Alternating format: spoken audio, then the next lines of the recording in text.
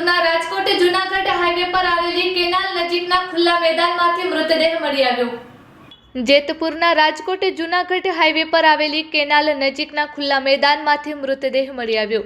Highway પરના ખુલ્લા મેદાનમાં લાશ પડી હોવાની જાણ થતાં જ આસપાસના લોકોના ટોળા ઘટના સ્થળે ઉમટી પડ્યા હતા। ઉદ્યોગનગર પોલીસ સ્થળ પર પહોંચી વધુ તપાસ શરૂ કરી લાશને પોસ્ટમોર્ટમ માટે ખસેડી આગળની તપાસ હાથ ધરી। Report by Indrajit Singh Bhati, Jetpur.